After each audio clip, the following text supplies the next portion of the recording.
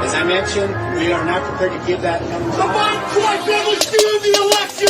The Biden crime family steal this election! Fraud. The media's covering up! The media's covering up! The Biden crime family steal this election! We want our freedom for the world! They're stealing that! The Biden crime family steal this election! Fraud. The media's covering up! The media's covering up! The Biden crime family steal this election! Give us our freedom, Joe Biden! They're stealing that! Phony polls, I have to call them phony polls. Election interference, fake polls, suppression polls. If you count the legal votes, I easily win. If you count the illegal votes, we can't let that happen. This is a case where they're trying to steal an election. They're trying to rig an election. Winning all the key locations, the observers have been kept far away. So far that people are using binoculars very far away. Votes have been in by election day, and they weren't. Votes are coming in after election day. Votes have been in by election day, and they weren't. Votes should be in by election day. The Biden crime family steal this election! Fraud. The media's covering up! The media's covering up! The Biden crime family steal this election! We want our freedom for the world! They're stealing that! The Biden crime family steal this election! Fraud. The media's covering up! The media's covering up! The Biden crime family steal this election! Give us our freedom, Joe Biden! They're stealing that! Wow! All the networks! Those mail-in ballots could have been for anybody. Will Smith's father voted here twice since he died. All of them. Oh my goodness. Kind of funny. But there was fraud. One of the things that does involve fraud is not making it possible to inspect. Gee, what happened? Come on, don't be ridiculous. All the networks thought Biden was going to win by 10%. Votes have been in by election day, and they weren't. Votes are coming in after election day. Votes have been in by election day, and they weren't. Votes should be in by election day. The Biden crime family steal this election! Fraud. The media's covering up! The media's covering up! The Biden crime family steal this election! We want our freedom for the world! They're stealing that! The Biden crime family steal this election! Fraud. The media's covering up! The media's covering up! The Biden crime family steal this election! Give us our freedom, Joe Biden! They're stealing that!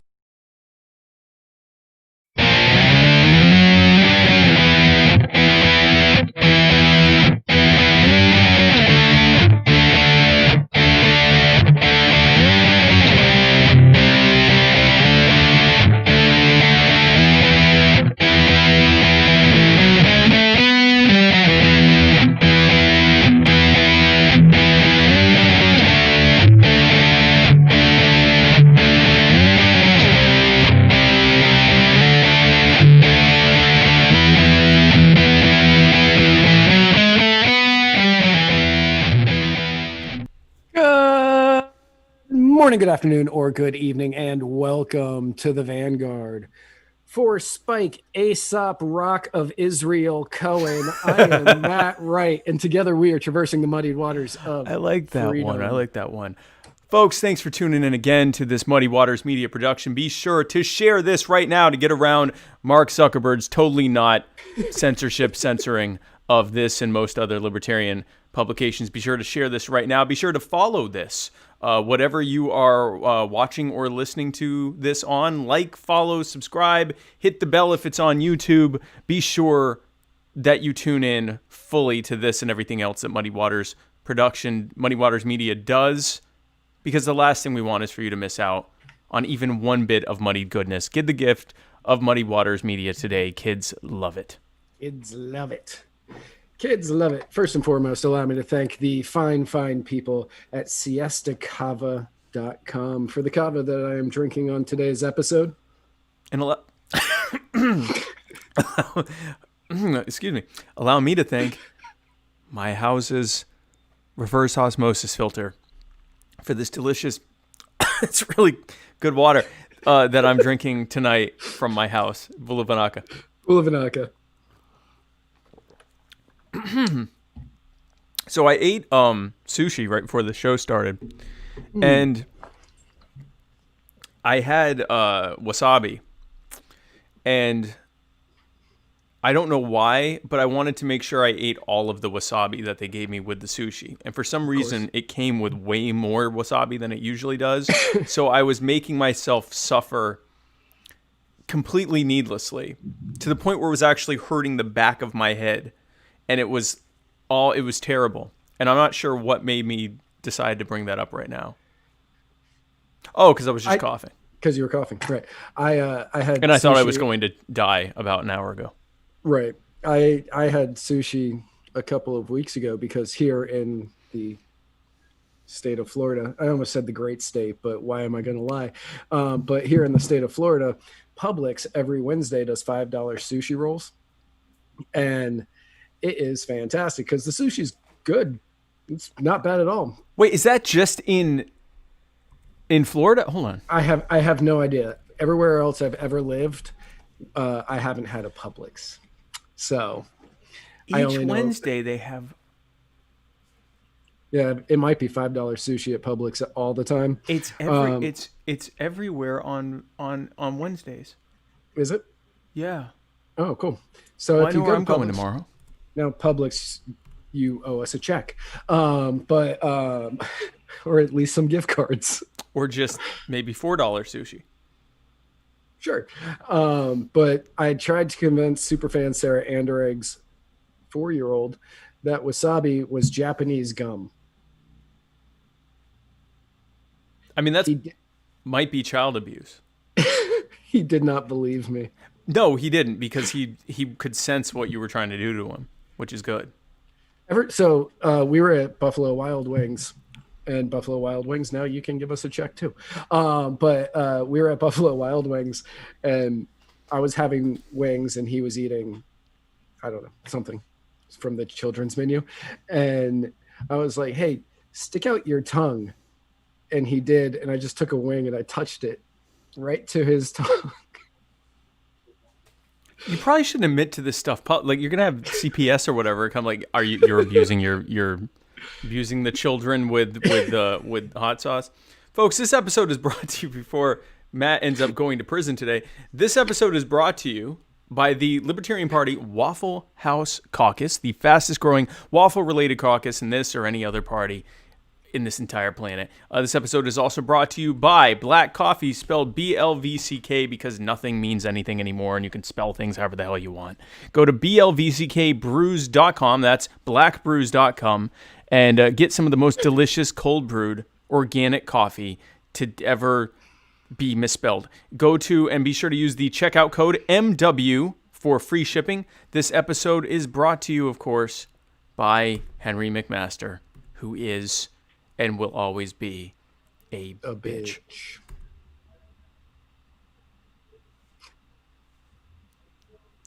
That part never gets old. That's my favorite. It really doesn't. Henry McMaster being a bitch will never ever get old. It's my favorite part of it. Everything is downhill after this. Right. The entire rest of the show. I mean, is the rest of downhill. the show really doesn't matter. It doesn't. Like, the first 6 minutes is really all that's about. So we have quite a show for you guys. We do have quite a show for you guys. And speaking of bitches. Oh, by the way, is this what, speaking of bitches? Yes. Well, no. Oh. I was going to go somewhere completely different, but that makes... Speaking of bitches, this hat. That's right. Auctioning off the official Spike Cohen hat. Signed by both Guy on left, That's right, and Guy on right. Yep. And I know what you're thinking. Spike, there is no way this hat could be any better. And yet, you're wrong, because this has a... What did we figure out? How is this done? That's ironed. This bespoke ironed... But look at the look at the quality of this hat. Like, look at the stitching of the lettering. Why is that not focusing? There we go. Look at the stitching on this hat. The stitching of the lettering is high grade quality stitching. High quality stitching by tiny hands. Tiny hands of a 4-year-old who worked very hard before it gave him wasabi. Who really care about their work. They're happy to work every day that they get up. They get really excited about. Anyway, so this, and then this. Why is my camera not focusing? This is also made by 4-year-olds, and this is the Muddy Waters Media logo. Accurate. And it's also signed Muddy Waters Media 2020. We got Muddy Waters Media to sign this hat. So this hat has been signed by Matt Wright, by me, Spike Cohen, and by a non-person, an organization signed this hat. Came into personification and then signed the hat. So we are doing an auction. And BDSM Guru has already let off the bidding with $60. Okay, so the bidding has already started on this hat with $60. And the way that we're going to do it is throughout the episode, you guys outbid each other. We will be announcing the bids throughout the episode.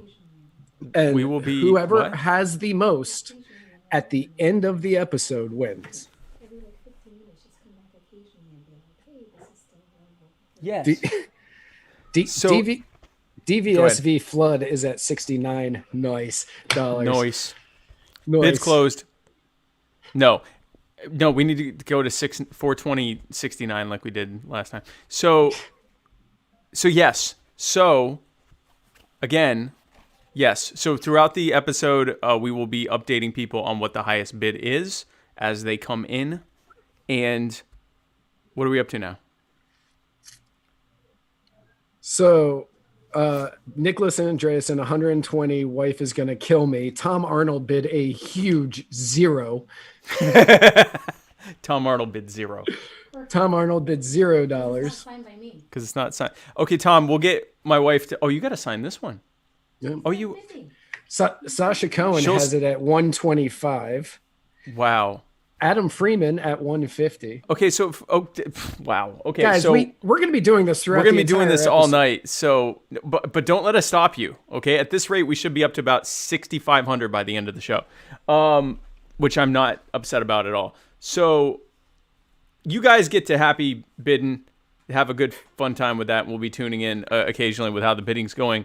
But now we're going to start with the way we start every single episode of this show ever. Oh, by the way, shout out to Timecode Productions for the awesome studio that Matt is in. Yeah, massive shout out to Timecode Productions for this great studio. Good friends of ours. I've done a lot of work with Timecode Productions. I actually spoke with them earlier today about doing some work on a short film. And, you know, they do fantastic work here, commercials, short films, music videos, whatever, pretty much any video need that you may have, they do here. Be sure to check them out at timecodeproduction.com. Really good friends of mine. Well, three quarters of them are really good friends. The other one, hey, but this is what we're doing. So also, this episode is also brought to you by personal injury attorney Chris Reynolds, who brings us the personal injury attorney Chris Reynolds, attorney at law, anchor call-in moment. That'll be later. So now we do the beginning of our segment, which is, of course, the Black Organic Coffee, cold brewed, caffeinated, rapid fire segment brought to you by blackbrews.com, blvckbrews.com. And again, use code MW for free shipping. So just so everybody knows, Nicholas Andreasen has it at $200. Jonathan Tromer, you sent that in after him, so you'll be the backup at $200. And starting out the black coffee cold brew, caffeinated, not so rapid fire, Robert O'Brien, Trump's national security advisor, has stated that there will be a professional transition to the Biden time for Harris administration if the current lawsuits don't work out for the president. The Biden time for Harris. We're just Biden time. They're just Biden time for Harris. Biden time. We're Biden time. I like that. So just in case the current lawsuits don't work out for the president, and in fact, President Trump, in a response to someone else's tweet about Joe Biden winning, and he said he won because, and he was naming all these reasons why Biden, won illegally or whatever, but right. He admitted that he won. And then in a talk, he actually had mentioned something about, he started to say with the new administration, then he was like, well, we'll see what happens or something like that. Right. And Wait, this just in. Breaking The news. odds of Robert O'Brien getting fired before the transition happens was just up to 1 in 1. Yeah. Just up to 1 in 1. I love all these last minute firings. And I love how every time someone in like the military industrial complex side of things gets fired, everyone's like, it's because Trump's going to pull all the troops out. And it's like, that's not how he doesn't have to fire people. No, actually, I got a notification of something literally moments before the show started. That is all the troops are home now? No, I really wish I had saved that like I had intended to. Somebody was just fired. Who Probably was it? Robert O'Brien. It wasn't. Because I saw the notification. I was like, please be Robert O'Brien. God, I wish I knew who. I started to read it and I was like, oh, I'll save that for later. And then I didn't. Yep. Somebody was just fired. I don't have the article up on my phone anymore. Otherwise, I would tell everybody who that was. Speaking of fired, Twitter has released their own version of stories, which they're calling fleets. Fleets? Yeah, which I don't really... Twitter, tweet, I get that. Fleet.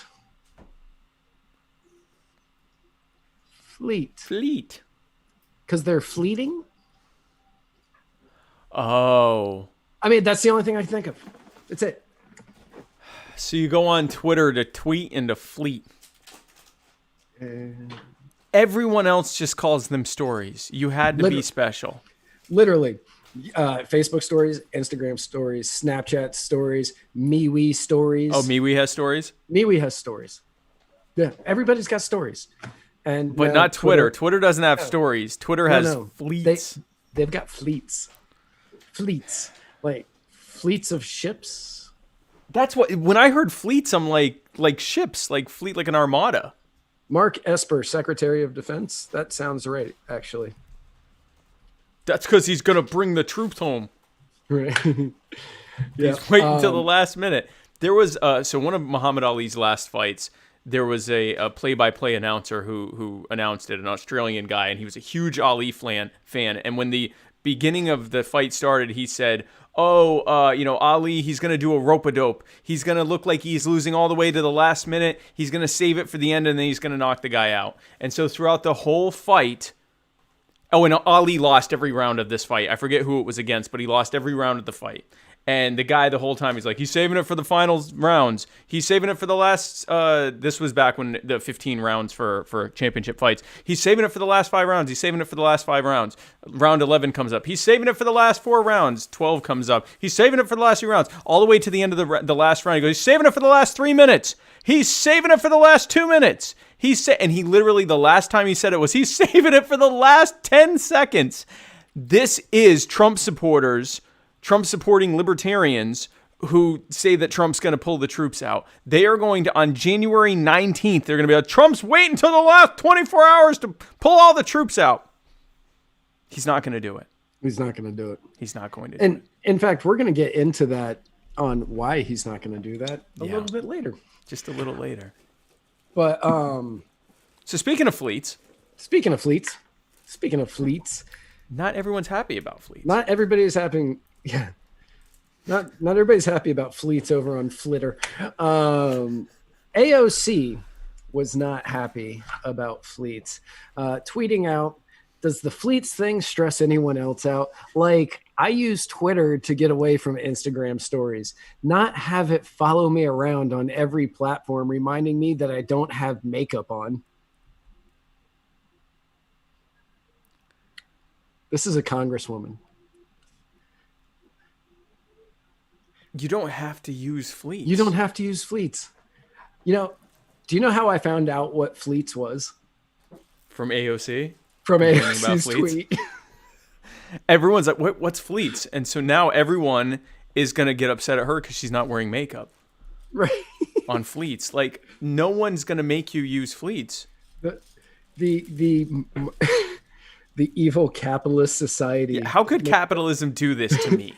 The evil capitalist society that makes it possible for you to share information with all of your friends and short videos with all of your friends whenever you want makes it just absolutely awful that I don't have makeup on. AOC, I can't speak for Spike, but I don't have makeup on. No, and they wanted to put makeup on me during the campaign because apparently I'm shiny. And I'm like, I'm not wearing makeup. I'm just going to have to shine because I'm not. You do shine. You are like the light of the Libertarian Party. I'm the light. That's why people like me, because I shine. I come out and I like glow. I have an aura about me. But You're so like a Libertarian Care Bear. I can't even did that thing. Except it's here. I just here. This is where my Care Bear, Right, and it's that's where the Care Bear bird flame that comes out of the torch is right here. The Care Bear stare comes from where the third eye is. And it's so. I mean, I, for one, am sick of this patriarchal culture that gives AOC an opportunity to use a thing that's similar to stories on Twitter that makes her think about the fact that she doesn't have makeup on. Everyone press F. Press F to show respect, to pay respect for AOC. For AOC not having makeup on. Possibly. So speaking of... Well, I know this is still Twitter. So speaking of Twitter, Facebook CEOs Jack Castaway Dorsey and Mark Zuckerberg. Oh, I see what you did there. Yeah, because he looks like Tom Hanks in Castaway. I don't even know what Jack Dorsey looks like. Does he really? Oh, yeah. I was going to put up pictures of him for that, but I figured enough people knew that I wouldn't have to make the joke. Like, adding the picture was too much. Oh, see, I would have put up a picture of Tom Hanks in Castaway. And the Borg. So Google, look up what Jack Dorsey looks like. All right, now. okay. But they testified in front of the Senate today on whether or not Facebook and Twitter practice anti-conservative bias. And while we here at the show can't really speak to anti-conservative bias, we know that Jack Lloyd, the philosopher, Josh Smith, John Hudak, pretty much anybody involved with Fakertarians, and so many other libertarians were not able to talk about this on Facebook today. Because they're not on it. And keep in mind, Josh Smith is sitting on the board of the Libertarian National Committee. Like, he's not just a random libertarian. And all of these people are relatively prominent people in the libertarian movement, including you. And, I mean, you're a member of the Libertarian Party of Georgia. And national. And national. Yeah, Nicholas Andreessen also got yeeted. A ton of people have been yeeted. I hate that I used that phrase twice now. Have been kicked off Facebook. Probably for saying yeeted. Probably, I wish, because that would have really parsed down my friends that definitely got kicked off Facebook. Yeah. But so many of my friends would have, like, a lot of people I know were kicked off Facebook during the Zucker purge. Well, and then we had the time when people weren't allowed to interact with complex entities. And what LP National found out was that was just some weird, they let their bots go free for the last week before the election, and then waited until after all the polls closed and undid all the restrictions. And it just so happened to wildly disproportionately affect libertarians and conservatives. Mm-hmm. Just so happened to. Yeah. And many of us are still sitting here on the sidelines. Yeah. With no Facebook. Yeah. Definitely not a backup account. No, you would never do that. You're just not on Facebook. Just not on Facebook. You're just definitely not on a backup account with my name spelled slightly differently. No, God, no. That would no. No, in fact, I was talking to my new friend Matt Wright, but not spelled your way. And I was talking to him about how it's weird. No, he doesn't. You would never do. No, I would never do that. He doesn't have a W on his name. Yeah, that's a totally different person. Totally different guy. By the way, you and Sarah are going to have a talk. So is she cheating on me with the other Matt Wright? You need to talk. I don't want to get into personal things, but yes. So speaking of cheating on you, a school district in Washington State has decided that Asian Americans no longer qualify as people of color because light yellow isn't a color. No, we reached out to Franklin Delano Roosevelt for comment, but he was too deceased to weigh Because in. of the camps. Right. Oh. Well, and we tried to reach out to Harry Truman, equally dead because of the nuking. Right. Yeah. Equally dead. Both equally dead. Yeah, both of them are equally dead. Press F again. So, update on the bidding for the... That's what I was just looking for. I just saw 2020. The highest bid, Kilmando, has bid $2,020. Oh, no. $220 from BDSM Guru. Half in Ethereum. Okay. 0.5 Ethereum. I don't know what that equates to. Hold on. DVSV Flood says, I used to be 25% POC, but now I'm 100% white. Well, that's just shout out That's just in that one Washington State school district. Yeah, if you live in the other 49 states, you're still a half POC. So a half an Ethereum is roughly $240 US. That's good to know. Nick Andreasen at 250. Now, a lot of the reasons that they're saying that they have made that switch is that when the Asians were part of the students of color, the disparity between the two groups wasn't as wide between white students and students of color. And so they moved the Asians out of it and lumped them with the whites to make the disparity between the two groups wider.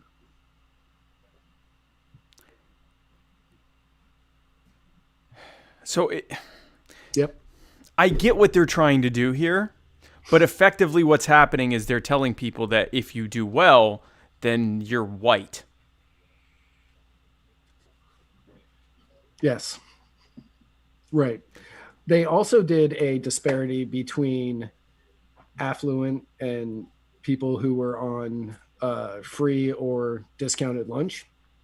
And that disparity, not surprisingly, was greater than white person of color, student of color, even when the Asians were part of student of color. Or even when the Asians were part of the white, because that made the disparity greater.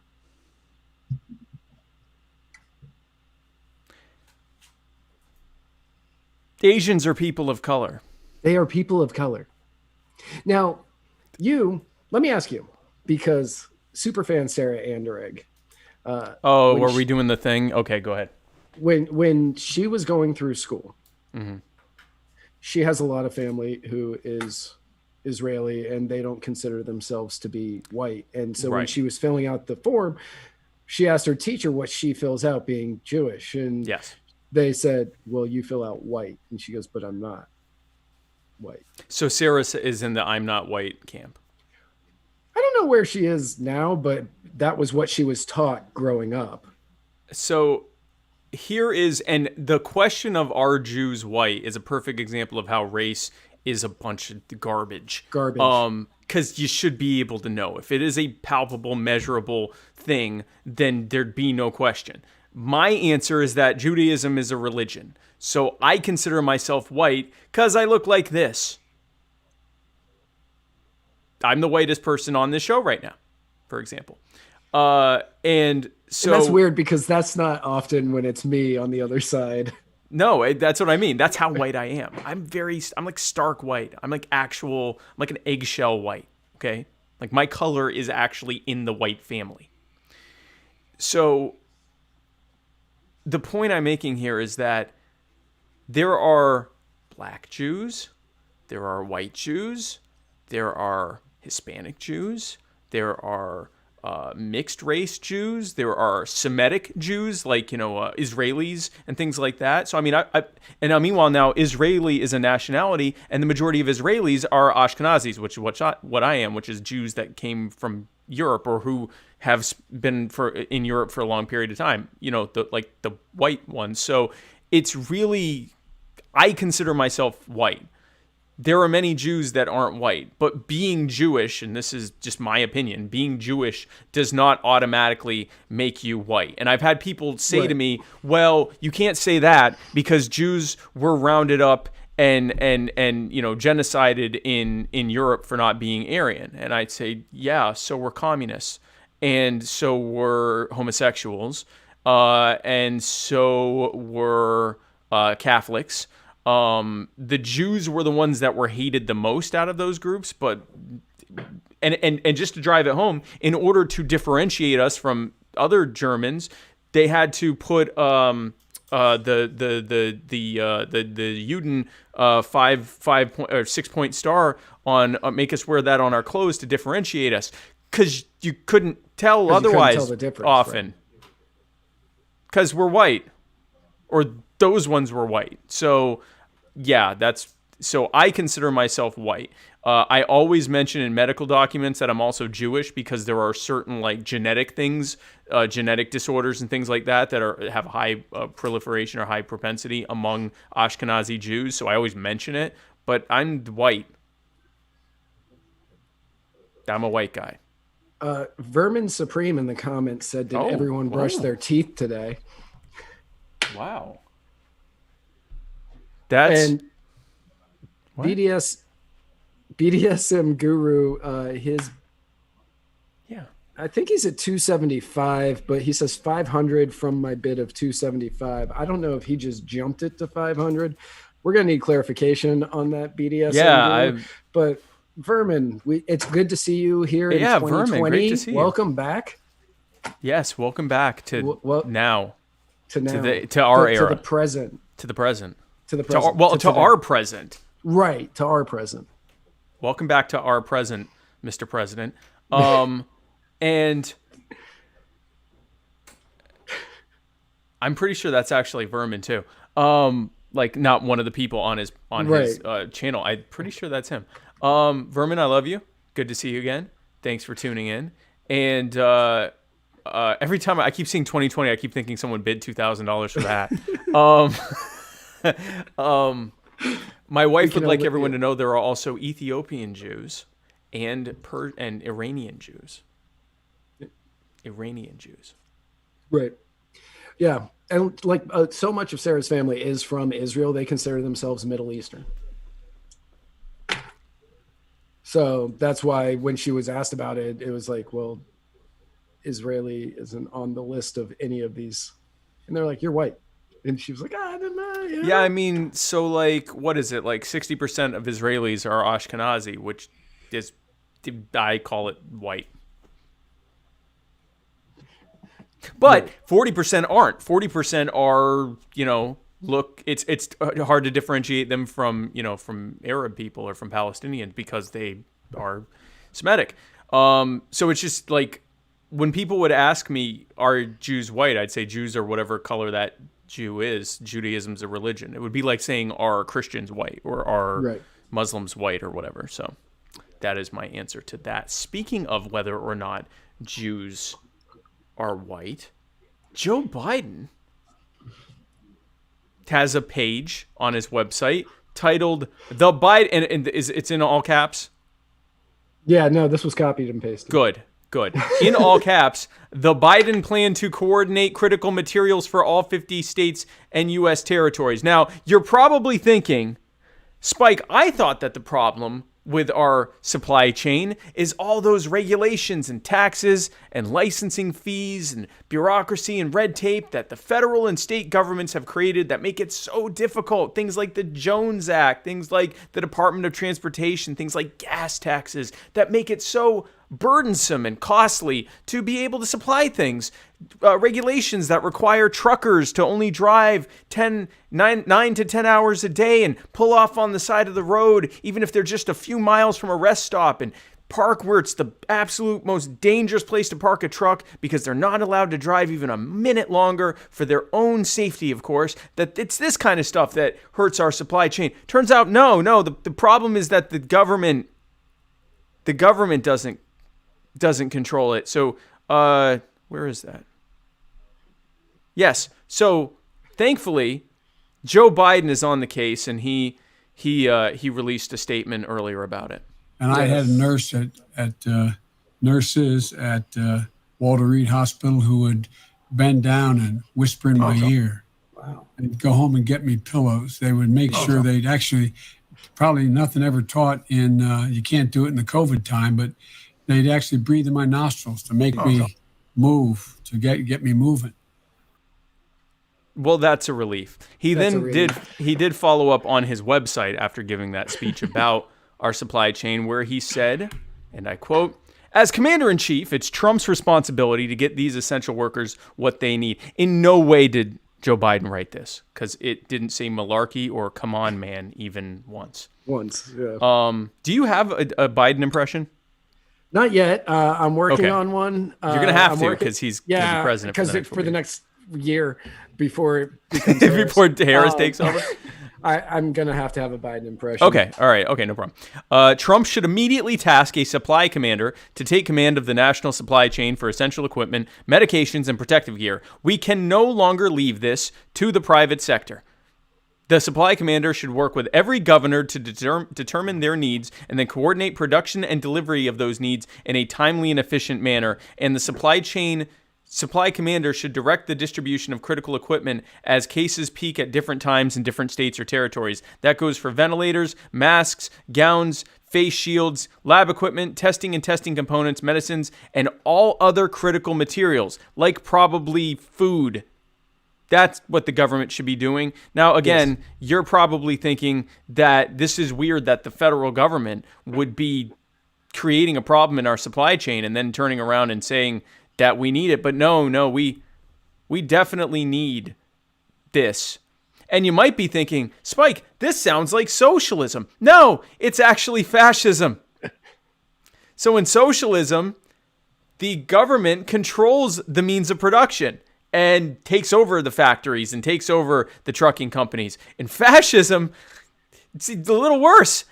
What they do in fascism is they let these companies continue to operate it and charge usually whatever they want, and then makes them necessary and labels them essential and cuts out all competition and then forces them to do it the way that the government tells them to. So, like how our healthcare system works. That's how everything's going to work now. Right. The combination between one of the issues with healthcare is the fact that we have a combination of private insurance and government mandates and regulations and subsidies and all the other crap, which that actually makes it completely not free market because you don't have reliable and responsive pricing to the market itself. And suppliers aren't able to meet the supply that the demand is attributing. Right. So now the way the system has been working out, and it's because it's this effed up amalgamation of free market and government control, hospitals are now taking assurances into their own hands about how to make sure that they get whatever they need. And a lot of that is they'll say that they need stuff by hoarding information. They'll say, oh yeah, we need this stuff because our people aren't being cured. So they get more so they can hoard the supplies. And then they don't talk about and then they won't put the supplies into their inventory. And they'll say things like, oh yeah, no, we went through that, because they don't want to admit to having it because they're afraid that it will get taken from them and given to a different hospital. So they will withhold information about, who's sick, who's getting better, whatever, to get more supplies. And then they will withhold the supplies and hide them throughout the hospital, not including them in the inventory, so they don't get taken back to be given to some other hospital or organization. Centralization leads to rationing. Rationing leads to hoarding. Hoarding leads to shortages. Shortages make the cost continue to go up. And because there's no price signaling and no increase of supply that can happen in an elastic manner, it just keeps going up in cost. And then eventually the government steps in and goes, We're just going to control everything. Yep. And then at least you've cut the cronies out, but good luck getting anything. Yeah, I mean, them attempting to streamline this hasn't worked ever in the past. Yeah, Ever. Not once in the past. And you're just going to have more red tape, more people getting paid, more departments that are going to need funding, and the cost of everything is just going to skyrocket. And more importantly, the availability is going to go down because cost eventually becomes irrelevant. They'll eventually say, they'll do what happened in like Venezuela, where they'll say, well, the cost is too high, we're going to put in price caps. Okay, great. No one's supplying it anyway. It doesn't matter what the cost is. Great news, everyone. The cost of beef has been capped at $20 a pound. You can't find it anyway, so who cares? And it's way more expensive than if you just let them supply it the way that they need to and stop taxing and licensing and zoning and regulating it into being so difficult to provide in the first place. They are now doing with the supply chain, which is, for those who don't know what the supply chain is, it's everything. It's everything between someone making something and you getting it. Everything. Anything you own that you didn't make yourself is the supply chain. It was gotten to you, was given to you, was provided to you because of the supply chain. And in the same way that it is incredibly difficult to show the average American that healthcare would work better outside of this government mandated insurance system because that's all they know, in a couple generations, trying to explain to someone that they don't need a national supply chain management commander to be able to get them the things they need is going to be equally difficult. Right. This is something that has to be fought tooth and nail. Thankfully, in theory, Republicans should fight this just because it's coming from a Democrat. But when was the last time you relied on Republicans fighting stuff that Democrats do? Yeah, it's been a while. Like, because the Republicans, growing up, I grew up much like you. I was like conservative, conservative, neocon, whatever. And I remember growing up, my dad saying Republicans are spineless. They will eventually give in under the promise that they will get back one day, but that day never comes. Yep. And that has not really changed. Yep. Even when they're in the point of, even when they are at a point where they hold all the cards, like let's say, which they didn't do, but let's say that they won the House and the Senate this time, and Joe Biden becomes president, they would work with Joe Biden and give him basically whatever he wanted on the promise that they would get it back later, and they would never get the other side of that. Right. And then when they had control of all three, they wouldn't pass the things that they had been promising to pass, but instead some watered down milk toast version of whatever they promised to pass. And the interesting thing about that is, growing up, I well into my 20s believed the same thing. These spineless Republican cowards won't do anything about it. Then I found out something. Once I became a libertarian and started consuming not just conservative media, but a media across the spectrum so I could get a wide variety of different opinions, it turns out that's what progressives say about Democrats, that Democrats push for things that they want and they always give in because they're spineless cowards that give in to those crazy Republicans. And then I realized something. It's all a sham. Right. They're all in on it together. They all play good cop to their base and bad cop to that base, and that keeps everyone voting for the lesser evil. And the reality is they're both just pushing for more and more and more government control. Democrats tend to push for more and more government control on the economic side, and Republicans tend to push for more and more and more control on the social and cultural side. And in a grand display of bipartisanship, they work together to pass a little bit of growth in the control of all of those things. Right. And the thing that terrifies me the most about the National Supply Commander, he went to the National Supply Commander before the dust of this election has even come close to settling. Yeah. Like pretty much everybody agrees, minus like OAN, that Biden has won this election, but there's still dust that hasn't settled. You know, we're still waiting on a couple of lawsuits to go through and a couple of other issues that are out there, but pretty much everybody's on the same page. Biden is already saying national supply commander. And if he's willing to go to that quickly, after this election, not even waiting for everything to kind of settle down, what else is he willing to do that on? Yeah. Yeah. It's a problem. It's a huge problem. And the reason he's saying it, I mean, it was in this tweet. He talked about how these were critical materials. That's why it has to happen immediately. That wasn't a tweet. On his website. On his website. In his fleet that he put. No, but he's, they're saying why. If someone says, why does this have to happen now? He goes, well, come on, man. It's because it's got to happen right now. It's because it's critical. This is going to be governing by crisis. And it's just going to get worse and worse and worse. Biden-Harris will be worse. Whoever replaces them at some 4 or 8 years from now, whatever, until we get libertarians elected, more on that later, this is just going to keep getting worse. Everything's going to be a crisis that if we don't do something about right now, everyone's going to die, right? Like that's how it's going to be. Because if everything is a crisis, then we'll have to figure it out later. Just pass it and find out what's in it because we got to figure out what's happening right now. Everything's a mess. Everything's going to fall apart. If they don't keep us in a constant state of fear, then we'd actually have an opportunity to take a breath and decide whether any of this is a good idea in the first place. But if everything's a crisis, we just got to deal with it right now. We got to deal with it right now. That allows them to do whatever they want to.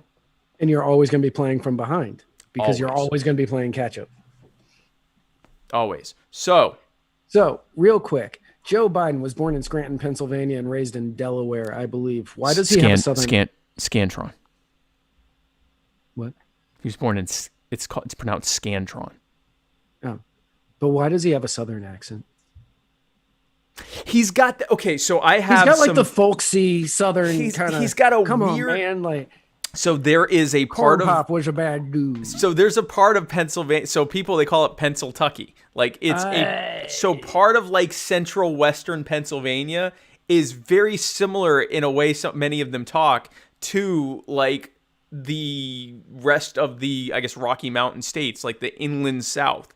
So even though Pennsylvania is a northern state, especially outside of the cities, outside of Pittsburgh, outside of Philadelphia, they have that weird kind of, it's not southern, but it's like twangy. Okay. So right. I think that's legitimate. That's fair. I was just kind of, because I knew Delaware. But that's not where he's from. He's from Pennsylvania, yeah. Fun fact. From Scantron. My great-grandfather, I think it was my great-grandfather. It was either my great-grandfather or my great-uncle, ran against Joe Biden in the Senate years ago. Really? Yeah. He ran as a member of the Socialist Party, so he lost greatly. So deep down somewhere inside of me is socialist blood, and I tried to bleed that out. Because that's how, so you're going to get a leach to do some bloodletting? Right. I just want the socialist blood out of me. I just want the socialist blood out. Leave all the capitalists.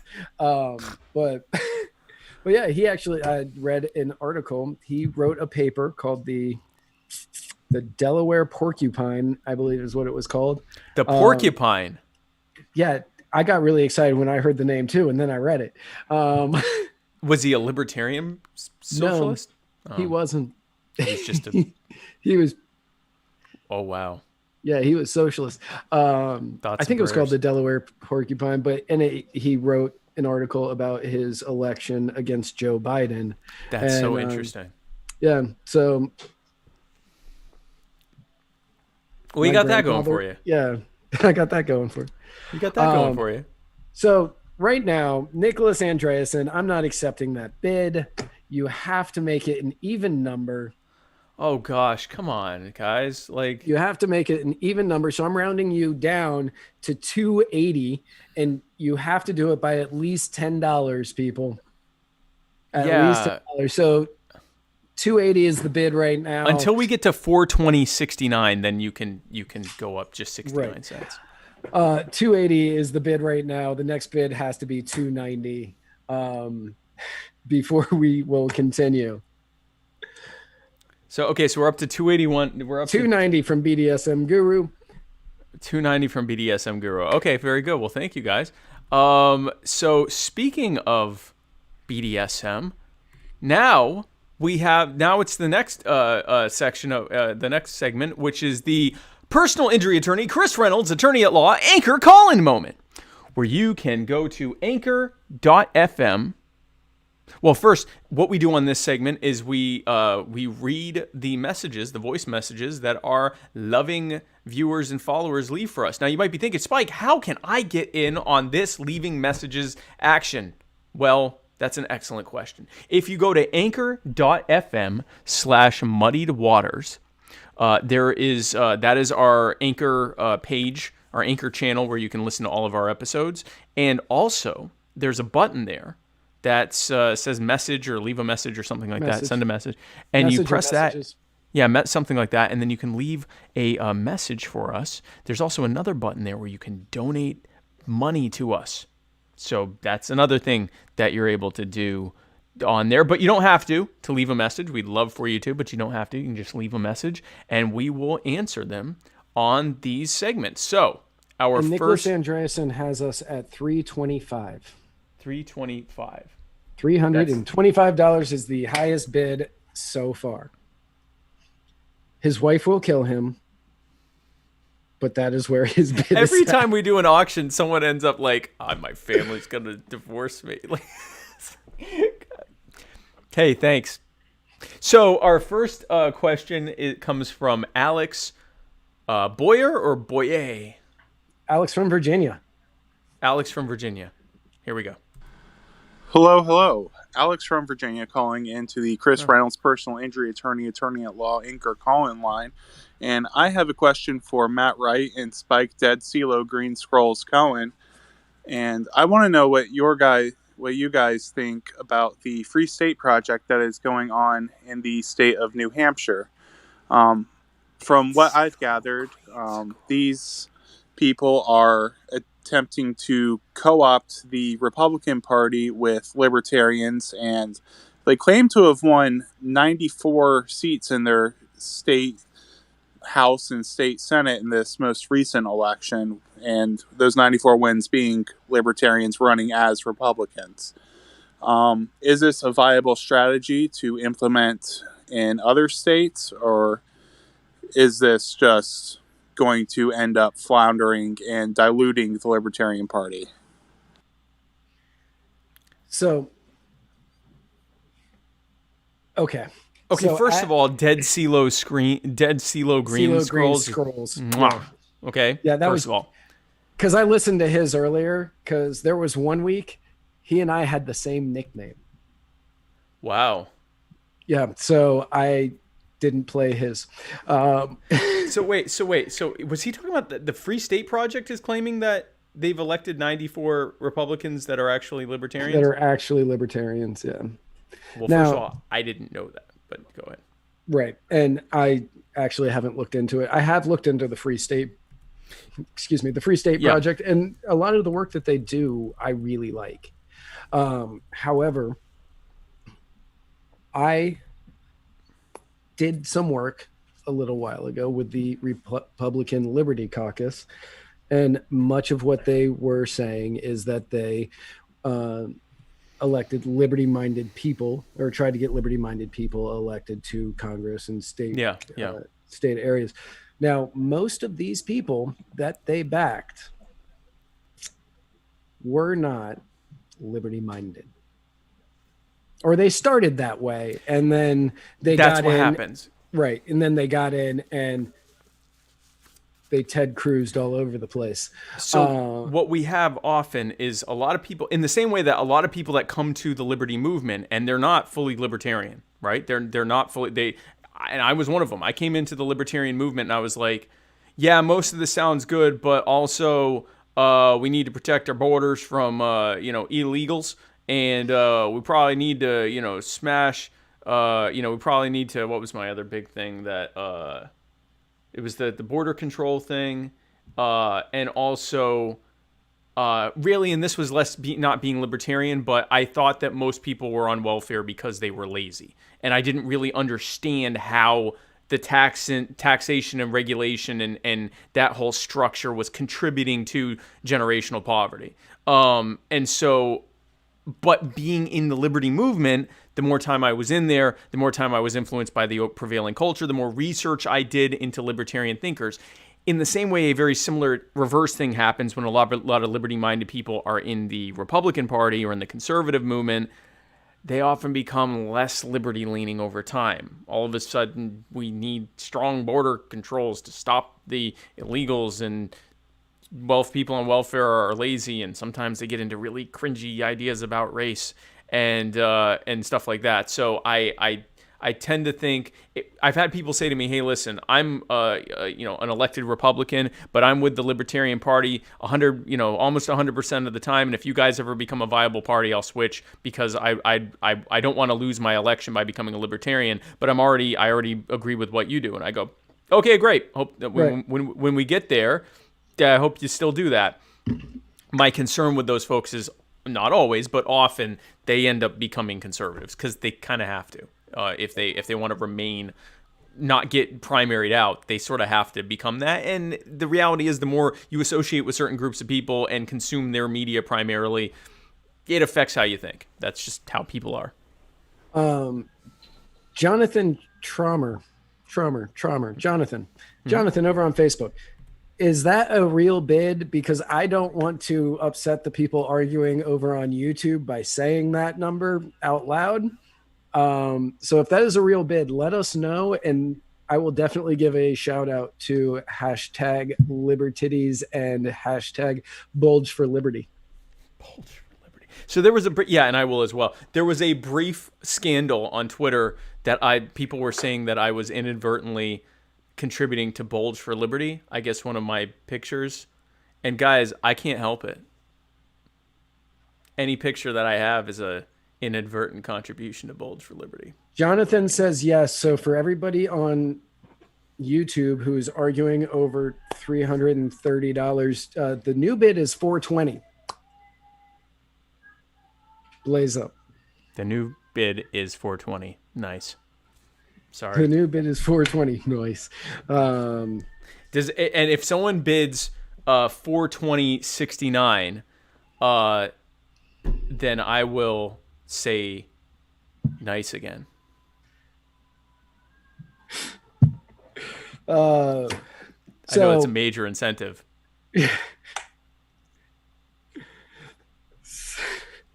So yeah, Alex, that you may have seen in the comments, actually, you're on YouTube. So a lot of people in Facebook don't have a lot of faith in the Free State Project. The work that I have done with the Free State Project in the past, I've enjoyed it, and I've thought they've done a great job. But if they're electing Republicans, odds are those people, they'll do great in the lower levels, but the higher they get, the more Republican they will become. They have to become, yeah. Right. Rand Paul. You want to be in the Senate?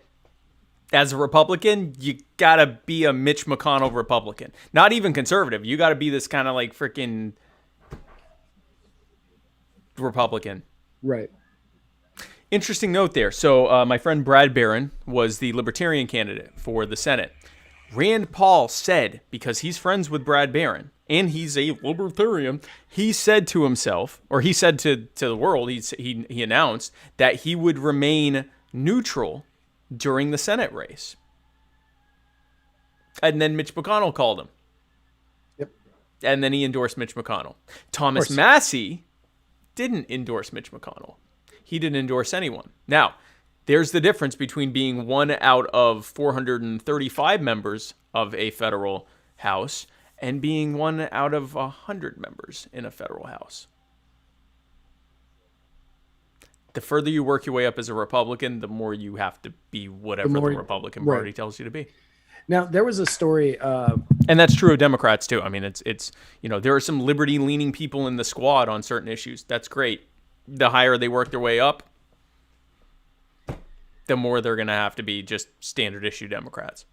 There was a story from years ago when I believe it was when Thomas Massey first got elected. Paul Ryan was speaker, and Thomas Massey did not vote the way that Paul Ryan wanted him to. Yep. And oh God, Joe Walsh was still in, and he was libertarian-esque, liberty-leaning. Yeah, he was in that Freedom Caucus, right? Yeah, he was in the Freedom Caucus. Yeah. And he was talking with possibly Rand Paul, possibly somebody else. But Paul Ryan came over to Thomas Massey and started giving him the Republican heretofore, like, you're going to vote my way, or you're going to, I mean, what are you going to do? You're not going to kick him out, but threaten to kick him out.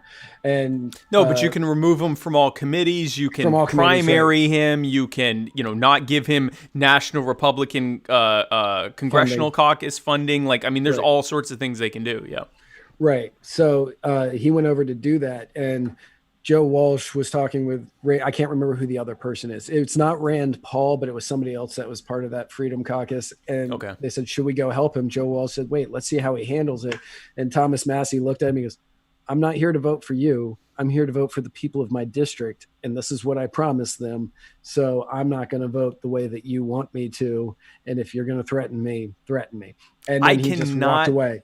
I cannot wait to grow the Libertarian Party and the Libertarian Party of Kentucky to the point where Thomas Massey feels comfortable joining us and dropping all the Republican stuff that he has to do in order to be able to keep his seat. Because I know a lot of people who know Thomas Massey. As libertarian as Thomas Massey seems and votes, there's stuff that he has to compromise on. Yeah. He wants to be even more libertarian than that, but he also wants to be able to get reelected. Right. That's one that will flip early. Right. Like, as soon as it's viable for him to run as a libertarian in Congress.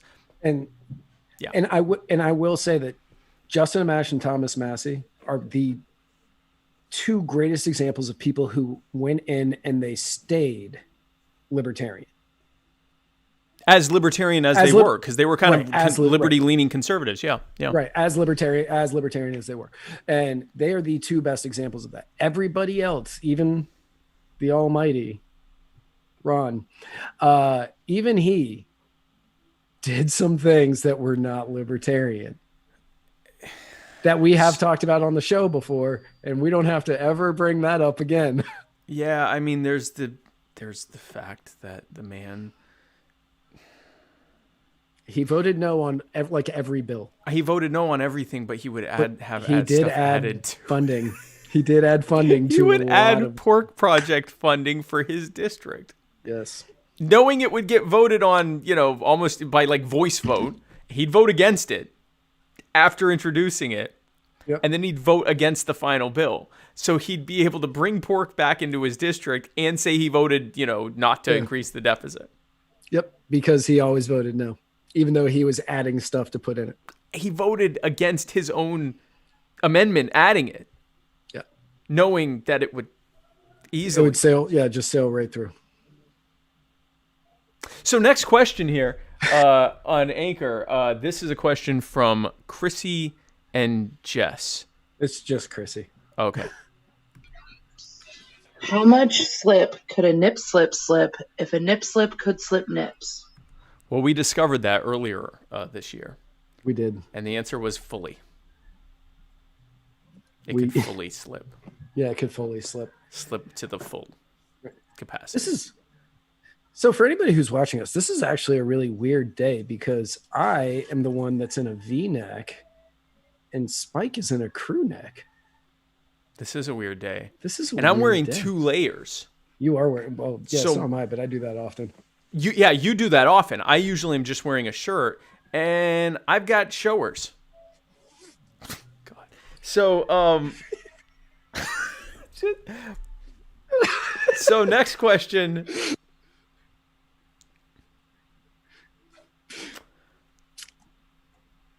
Next question. Next question is from our old friend Matt Laser Legend. Hey, guy on left and Spike. This is Matt Hicks calling in on the Chris Reynolds personal injury attorney at law, anchor, something call in line. I have a couple of questions for you tonight. First of all, how are you? Good. Pause. Doing well. Answer. Okay. Second question I have for you is, as I'm sure by now both of you are aware, I'm getting my legs waxed tomorrow for the first time. For a good cause, of course. Any advice for me? Spike, I know you've had parts waxed before. Guy on left, I'm not sure if you have, but I would appreciate any hints, tips, or advice that you have for me in this vein. Anyway, yeah.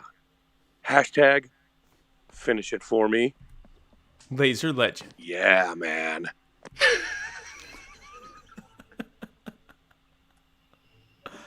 Oh man, he needs his own show. Anyway, that's, by the way, that's my campaign manager, by the way.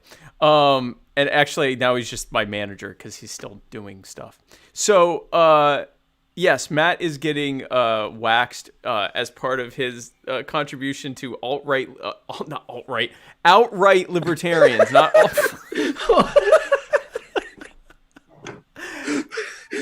totally different. Literally the opposite of alt-right libertarians. Outright libertarians, which is a completely different organization.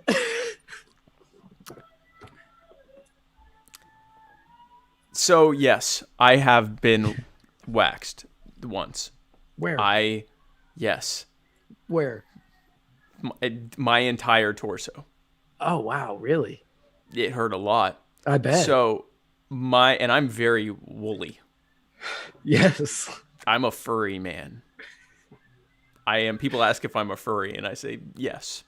I don't have a costume, but I'm a hobbit. And so, like a Jewish dwarf. So, anyway, so my now wife, girlfriend at the time, said, "Hey, you should try waxing your chest." And I went, "Hey, okay." I hadn't seen the 40-year-old virgin yet, and I was in excruciating pain. It's the most terrible thing. I have no advice for you other than it's gonna hurt a lot. And I don't know if legs are more or less sensitive than the chest, but you're gonna feel a lot of pain. Yeah. And everyone else is gonna find it funny because it's like, oh, you're getting waxed and it hurts, and you're gonna be like, I'm experiencing the worst pain I've ever felt, and everyone's laughing at me. Right. Yeah. Now the pain subsides pretty quickly, but in that moment, it is excruciating. From my very minimal experience in waxing, yeah, the pain is pretty excruciating for a brief second. Yeah, just as quickly as it's over, it's over. Right. But man. Yeah. Like if you've ever been stabbed. Now, my question is, how high up the leg is he waxing? Because I think that the higher up the leg, that's going to get more painful. I don't know. That I don't know. I know it's at least his calf and like shins and all that, but I don't know. Are you doing like you going all the way up to the like I don't know, Matt. Yeah, it's gonna hurt a lot. It's gonna hurt. It's gonna hurt. But it is a much better way to go than trying to shave it yourself for the first time. It's gonna hurt. I can tell you that from experience. You're gonna feel pain. It's gonna hurt. It's gonna hurt a lot. Oh, he says his skirt is really short.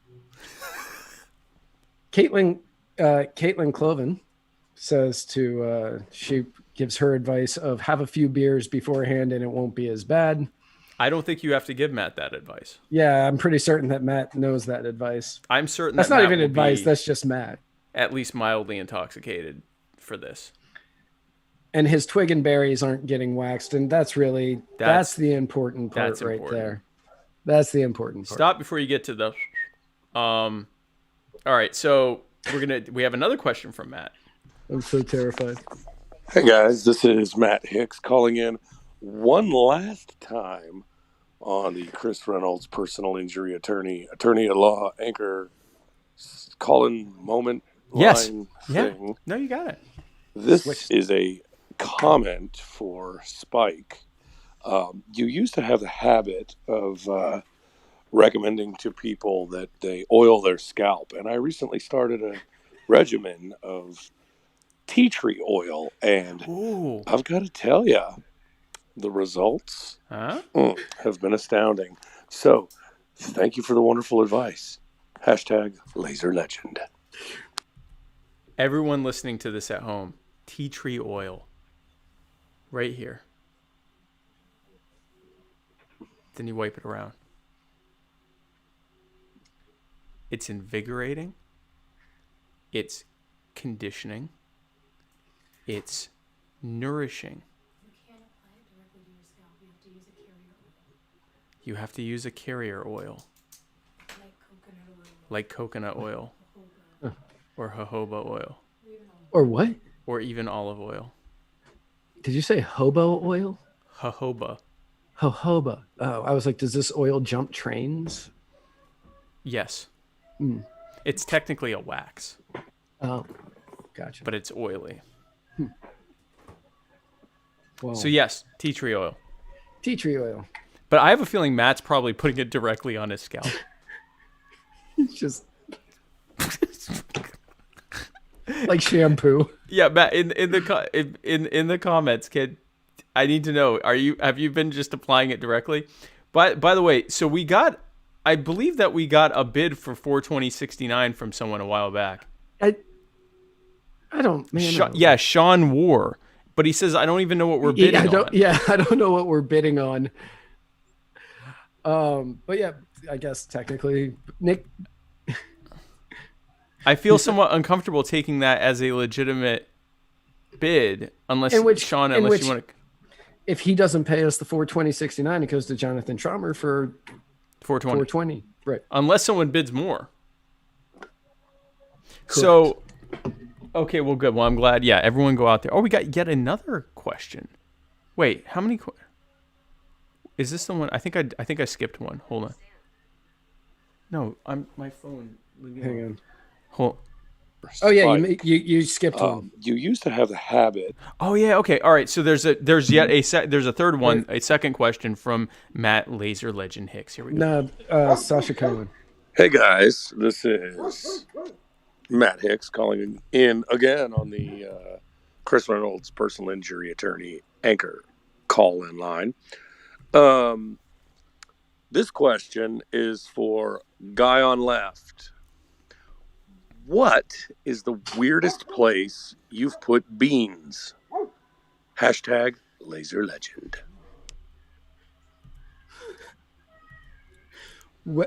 Where is the weirdest place that I have put beans? Beans. Is this specifically baked beans or any kind of bean? Right. This is actually none of these like the weirdest place. Doesn't matter.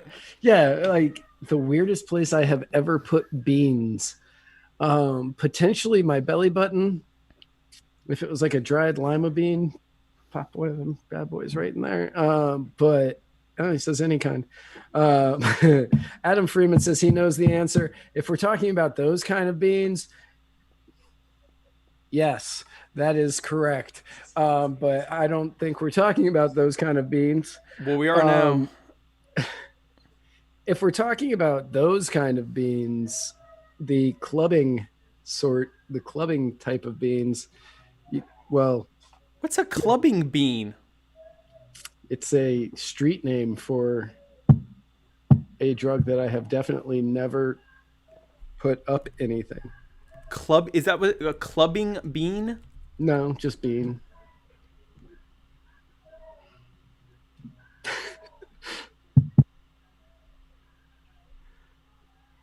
Yeah, no, none of this has anything to do with what you just said. No. That's beans. Beans. Adam understands because he said LOL to that because he knew exactly. Joe Hackman knows what I'm talking about. Sarah, superfan Sarah Anderegg is probably not going to speak to me later.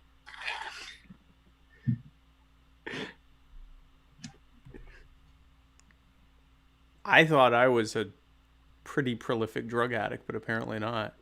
Are you talking about Molly? Yeah, ecstasy. Oh, see, I never really got into that kind of stuff.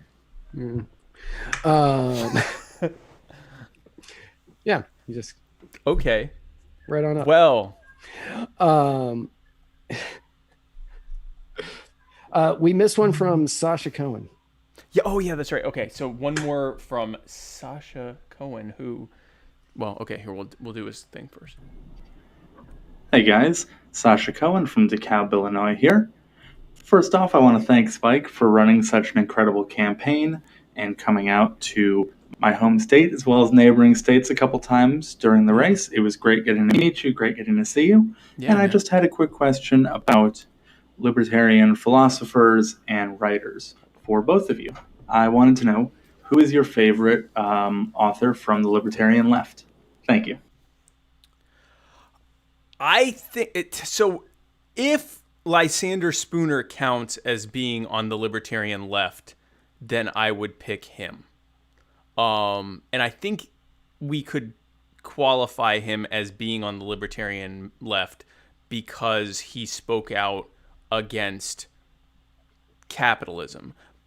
But he was speaking out against capitalism as defined by Marxists, which is the system that we essentially live under now. He wasn't attacking, I don't believe, the idea of private ownership of anything. He was talking about the command economy model that we have. So I would think Spooner. If he's not considered a left libertarian, then my backup would be Max Stirner.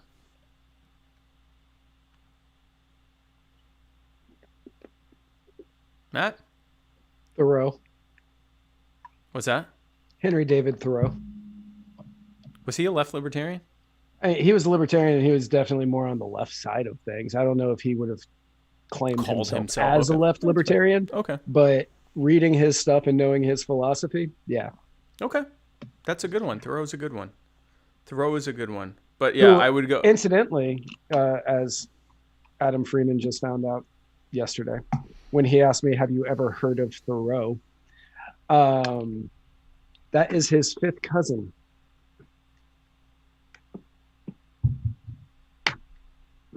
Oh. Yeah, fifth cousin, 5 times removed. Who is counting that? Is there a, like, Thoreau family? No, I think his sister gave the government her DNA through 23andMe, and they like did it. But fifth cousin is like there's a 5% chance that you share blood, and basically there's no relation. His great great great great grandparent was the same. Wait, how does he have the same great great great great grandparent as Henry David Thoreau? Adam's great great great great grandparent is related to Thoreau. Okay. All right. Okay. Right. So. Okay. Right. Alex Boyer says, I'm sure Matt and Spike are fifth cousins, and that could very possibly be true. I mean, maybe, but my family got here relatively recently. But yeah. Well, relatively in the last 100 and some odd years. So, right. Well, that was a really good question. Yeah. And someone in the comments said Konkin. Who wrote Konkin? Tim Stanley said Konkin, depending on how you define left. Adam Freeman says, don't take this away from me. That's very. So Sasha Cohen, in addition to being just a fantastic libertarian and a really good friend, is also a terrorist and a monster, and I hate him. He has been making some really problematic memes with me and Joe Jorgensen. Now, I will say, before he started making that meme, I was going to do a nickname for you, completely breaking from the Jewish rapper thing, and have it be Baby Spike Jew Jew Jew Jew Jew Jew, and just keep going. But Oh, I thought you were gonna call me Jew Jugerson. no, I was gonna do Baby Shark, but Baby Spike, and then instead of do Jew. Oh yeah, you Yeah. don't have to do that. Yeah. No, I decided against it. Oh, I also want to let everybody know that I know that we've all had a really good time with hip hop Jewish nicknames. Yes. That will be ending the last show of 2020. And I don't know what the next theme will be, but I have flat run out of hip hop people. whose Hip hop names- Jewish. I mean, there's only so many rappers. There are a lot. Like I've got a couple that are in the canister here for that I have no idea who they are. Do you have one? Alex Boyer says he has more in the tank. Do you have Jewel in the gang? No, Well, there you go. but I You can't use use it that now. one. You can't use it now because I Can't already use said it now. You can't use it. So, update on we're still at is 420 is the top right now, or no 425 by BDS. What is it? Wasn't it 425 was the no I think 420 is still the highest one, right? I thought we had somebody go to 430. I'm not seeing it. 420s. So right now the highest bid is 420.69. 420.69. Nice. By Sean War, and in the off chance that that's not a serious bid, then Jonathan Tromer is at the top with 420. And people are saying they hope no one beats that, and part of me hopes that too, but the other part of me wants more money. Because I don't care that I don't have makeup on. You could do 42,069. Sean Matt Moore Hicks says your audience is demanding more discussion of Matt's prison wallet bean storage. Inquiring minds want to know.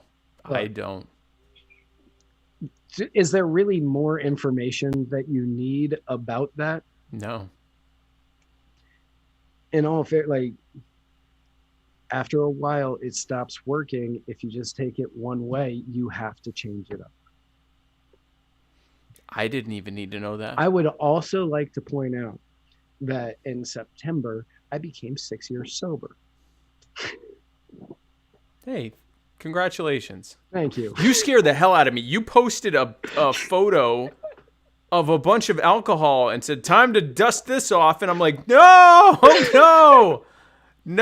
And then you're like, oh, I'm going to bartend. I didn't even say that. Sarah told you. I wasn't going to answer. Sarah, no, I know you weren't going to tell me. Yeah. I was bartending a wedding, and I haven't done that in a while. So I took a picture of all the alcohol, and I said, time to knock the dust off. And I posted it, to which immediately superfan Sarah Ander texted me, and she said, everybody's going to think you're about to start drinking again. And I just started laughing. I said, I know. That's what I thought. I know. It's going to be. I was like, crap. And I got a lot of, and to everybody who messaged me, thank you. Thank you. I truly did not mean to make everybody worry to that level. I just thought it was a really funny turn of phrase. That's the clubbing bean talking. Still in there 20 years later. So it's a measured release.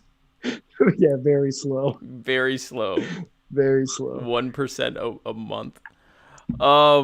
So speaking of Matt shoving drugs into his anus, Donald Trump. Matt making poor decisions. Yeah, Matt making poor decisions with his anus. Donald Trump is refusing to concede the election and has put together a team of some of the finest attorneys ever to take this fight just as far as they can. Matt? So the comment section tonight is gold. Thank you to everybody congratulating me on my sobriety. Sidney Powell, she's been making the media rounds. She's most famous, potentially now, for saying "release the Kraken." Is talking about the flood of information that they are about to release. Now, she's been hinting that they have a fire hose worth of evidence that Dominion voting system rigged this election. Now, this is a woman who has argued more than 500 appeals in the Fifth Circuit, which have resulted in more than 180 published opinions. Yeah. Yeah, no, this woman has some serious pedigree. She's got some serious clout. And she is showing up on Fox News to talk about voter fraud through the Dominion voting system, pointing out that it was originally started by Hugo Chavez.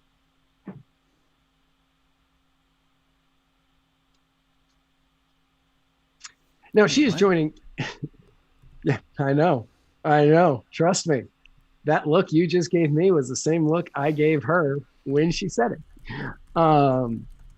She's joining Rudy Giuliani, who is famous for hosting press conferences at landscaping companies. And L. Lynn But just Wood. that's all he's known for. That's it. No one knows anything else about it. L. Lynn Wood, who famously turned Nicholas Sandman into one rich smug boy. One rich little smug boy. Do we know how much money he got? No, it was all sealed. Sealed. Yeah, but it was the lot. It was 3, 6, 9. It was 9 figures. It was definitely 9 figures. Man, I want to get yelled at in DC. Right, by random people. Now, the Dominion voting system theory is not a new theory. It is one that they ripped straight from the storyline of season 2 of Scandal on ABC. Only this time we don't have somebody like Kerry Washington in order to make it worth watching.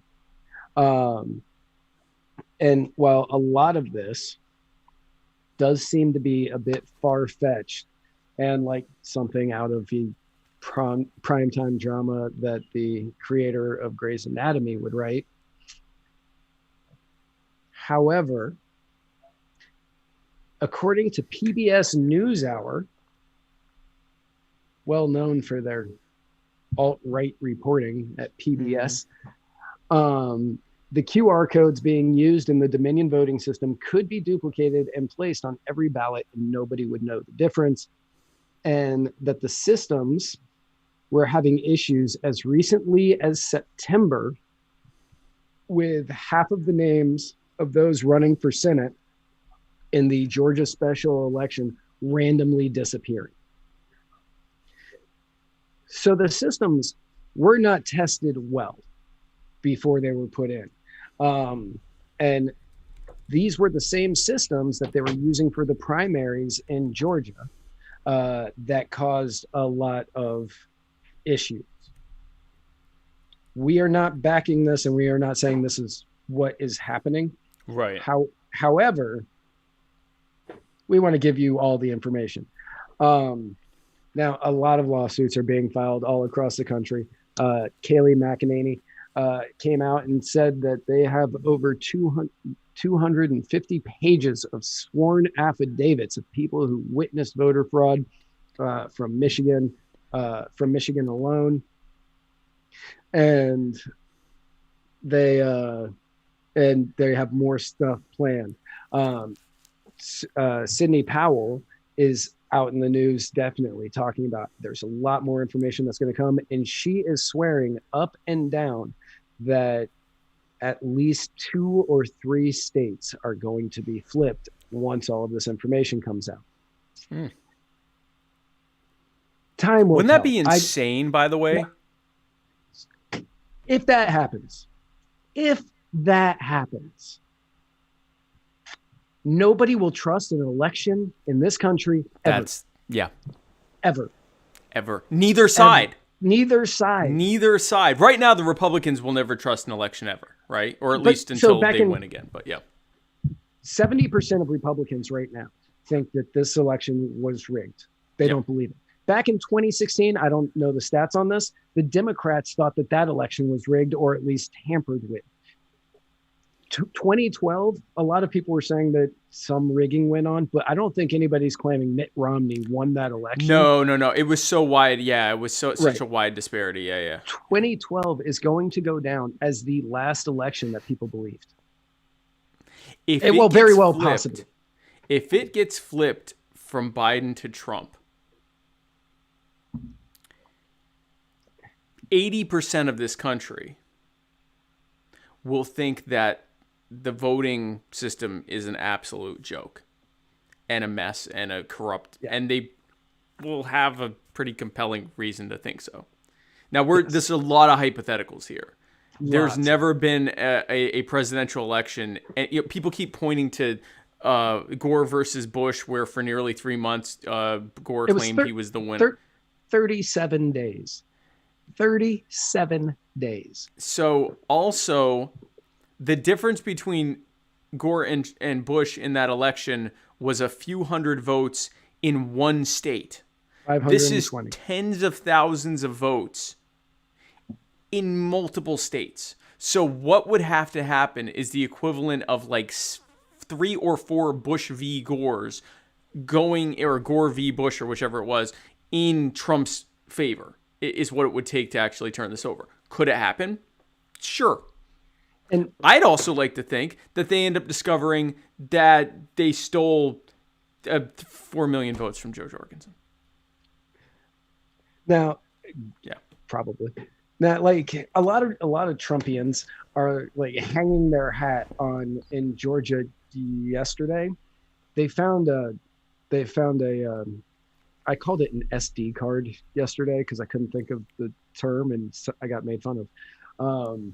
Like a thumb drive, or like a thumb drive or whatever. They found a card with a floppy disk. Right, that's what he said immediately. With 2,600 votes on it, and Trump gained 800 votes out of those 2,600. In Georgia, he's down by 14,000. 800 get to finding some more. Yeah, you're gonna have to find a lot more floppy disks. Yeah, you're gonna have to find a lot more floppy disks. But like they're hanging their head on that. But no matter what, if you pick up the magic 8 ball and say, "Is Trump going to win this election?" It says outlook is bleak. Yeah, it would be very, very difficult to flip it at this point. Like I don't see it happening, but if it does happen, holy crap. So I want to. If it does happen, yeah, I am so excited for the next 4 years of this show. Oh gosh, because it's going to be so entertaining. Yeah. So, real quick, here is where the whole Dominion Systems is owned by or started by Hugo Chavez. That's actually not true. Here's what I have found so far. So, Dominion is owned by Staple Street Capital, which is a New York private equity firm. There's another company that was called Smartmatic, which is it's based in Florida, but hold on. Okay, so Smartmatic,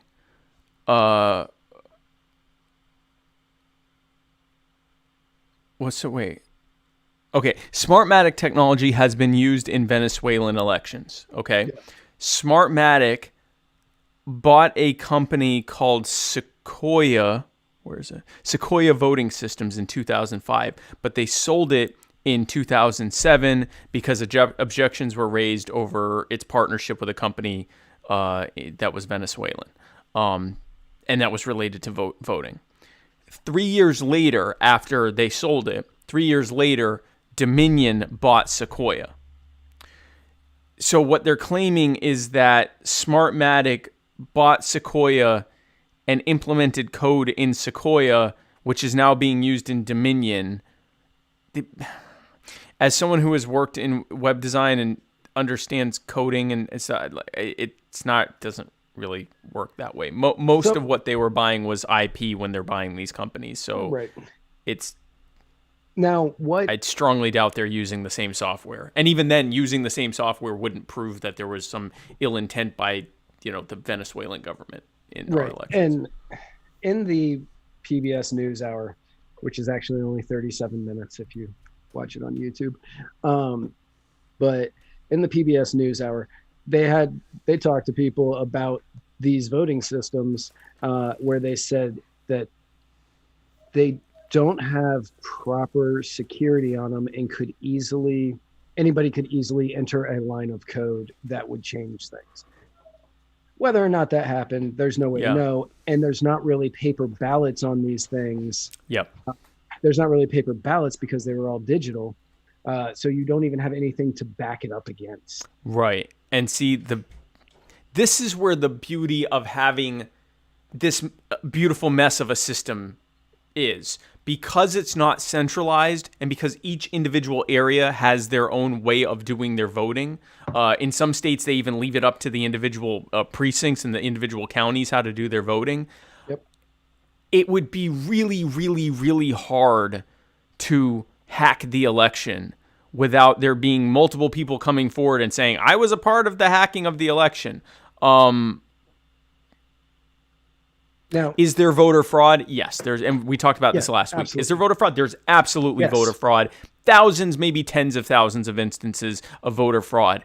It works out to anywhere from 0.02 to 0.05% of the effect on the vote, which means it might affect the outcome of a very close city or county or region-wide race.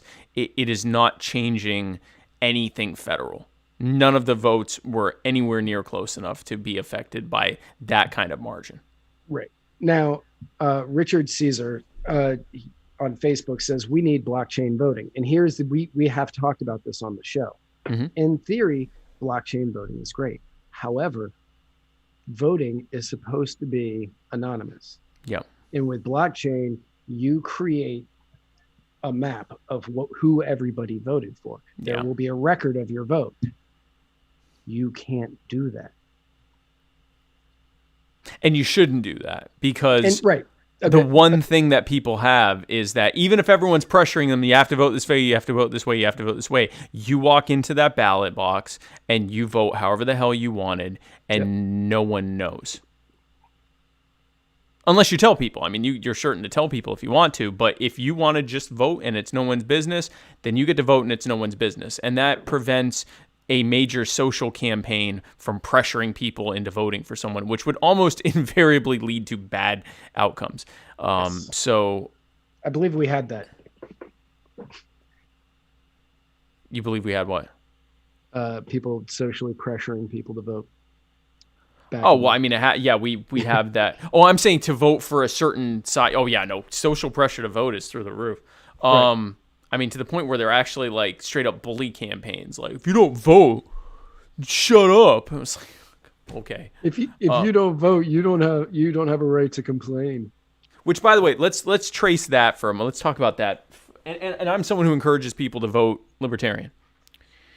They tell you that if you don't vote, then you have no right to complain because you didn't have a say. You didn't in the election. You didn't get to make your say in how things went. They tell you if you voted and your side didn't win, then you shouldn't complain because the majority has spoken. The will of the people has spoken. If you vote and you do win, then they tell you that you shouldn't complain because you got what you wanted. There's a common thread here that no matter whether you vote or not, someone's going to tell you to shut up about your opinion. Yep. So don't let people pressure you into voting or not. I've had many people come to my rallies and say, hey, listen, I like everything you're saying, but I'm a non-voting anarchist. Convince me to vote. And I'd say, no. If you don't want to vote, don't vote. I'd like you to vote. Yeah. And it would be helpful if you voted. Yep. But I'm not going to tell you have to vote. I'm not going to try to guilt you into voting. A vote for me is a vote for making things better and more like what we want. If that's not enough for you, then okay. Then either nothing else I'm going to say is going to change your mind, or I'm not an effective messenger to you. And that's fine. Either one of those is fine. So I'm not with the whole, you got to vote, everyone, no matter what, you got to vote. First of all, there's some people that shouldn't be voting because they really don't like. I've met people who go, I vote, but I don't really know what I'm voting for. Oh, thanks. That was helpful. Yep. So, yeah. So it's kind of, this isn't, Venezuela doesn't own our election system. Now, there is the possibility that Trump has a slight parting gift planned for the Biden-Harris administration. Oh, God. Yeah. Is that what that's about? I saw a headline and didn't know what it was. This is just to give Biden something to have to deal with. So, yes and no. So here's where this comes from. Okay. So, according to the reports, Trump has been inquiring with some advisors about starting a war with Iran over them increasing their stockpile of nuclear material, which is now up to, according to the people who go and check, 5,300. IAEA, International Atomic Energy Association. 5,385 pounds of low enriched uranium. His advisors are all recommending against it. Well, yeah. Now this is, before I say this next part, nuclear arms is Republican gun control. I mean, all gun control is Republican gun control, but they will say when they're not in Congress, but they're running, they will say, we need to have weapons to protect us from the people who might hurt us. Yep. Now, when it comes to nuclear, we are the only people, the United States, the United States government is the only people who can have nuclear, Nobody else should, because that would be bad and dangerous. The argument that they use is the exact same argument that Democrats use to get rid of our guns here. Now, if Trump does decide to go through with something, it would poison relations with Tehran, so that it would be much harder for Biden to revive the 2015 Iran nuclear accord, which he has promised to do. In theory, yeah. But if he really wanted to, like if Trump started a war with Iran now, Biden could, in theory, say, as soon as I'm president, this all ends. But it still poisons the well, because depending on how many people Trump kills, I don't know how happy Iran's going to be with. I think more than likely Iran would still be very happy to go right back to peace with the U.S., even if a bunch of people died, just because they don't want war with the U.S. Let's be very clear as to why Iran is more than likely. They claim they're not, but of course they would claim that, because they're waiting until they have it. Here's why Iran is getting nuclear weapons. And it's not because of whatever, if you consume right-wing media, all the nonsense they've told you about how they're, religious cultists that want to bring about the apocalypse and destroy our greatest ally, Israel, and all that BS. Here's why they're getting nukes. For the same reason every other country gets nukes. To stop larger countries from bombing them and invading them and attacking them. Because you'll notice that the only countries that the U.S. doesn't bomb and invade and destabilize are countries that either are powerful and have nuclear weapons, or go 100% with the U.S. Foreign policy and use the petrodollar. Any country that doesn't match one or both of those criteria is going to get attacked or invaded or destabilized in some way. Having nukes is a really powerful way of getting left the hell alone. Not just by the U.S. military, but by the Russian military, by other NATO country militaries, by the Chinese military. Like, really, it's just a great way to be left the hell alone. In the same way that if there's a big bully going around bothering everyone, but you've got a gun, you're going to get left alone. You're much more likely to get left alone. It's just a powerful way to keep people. It's to deter people from invading your country and attacking you. I have said many times, if I were the head of state of a small country who did not have nukes, I would immediately begin a nuclear weapons program, and I would announce it publicly. I would announce that I'm starting a nuclear weapons program. And then I would negotiate anything I could possibly negotiate with any power who didn't want me to have nuclear weapons to try to get rid of my nuclear weapon. I'd get as many concessions as I could from them. All the while, I would continue to build my nuclear weapons program all the way to completion. And then I would say, well, guys, that was fun, but I have nuclear weapons. Now you can just leave me alone and never attack us. That's what I would do. And I'd be an idiot not to. Because anything else, any assurance from a foreign country, from a more powerful foreign country, especially the U.S. military, that the U.S. government that has a long and proud history of destabilizing entire regions of the planet in perpetuity, I would absolutely make sure to keep them from being able to attack me, from wanting to attack me, because if they attacked my country, they would regret it. It's as simple as that. That's why they're doing it. All the propaganda we're given as to why they're doing it, it's all nonsense. It's all garbage. It's all lies. They don't want to bring about an apocalypse. They talk about how aggressive Iran is being. They're not being aggressive. They're surrounded by U.S. military bases. If we were surrounded by Chinese military bases and occasionally we sent some militia groups to destabilize those bases that are miles away from our country, or shot down their drones that were flying over our shores, that's not aggression. That's keeping aggressive people in check. And if we were developing a nuclear weapons program during that, it wouldn't be because we wanted to start a war. It would be because we were trying to stop a war. So there. So Chris Reynolds, personal injury attorney, Chris Reynolds, attorney at law, he left a comment and he said, why is turnout so much lower in the U.S. than Europe? Well, this year it was pretty high, no? Well, the U.S. was. I don't know how it compares to I don't know how this year compares. I think we had something like 85% of eligible voters this year. I'm not 100% sure, but it was high. It was really high. Now, the reason that historically that is the case, and this is me guessing, 100%, is because they have states, or they have countries that are the size of our states. People there are much more inclined to go to the voting booth to fix their small homogenized areas. Right. Here, it is a vast, wide area made up of 50 separate tiny countries that a lot of people aren't going to show up to rule all of them. If you were voting on a leader of all of Europe and it wasn't mandatory, the voting numbers would probably be lower.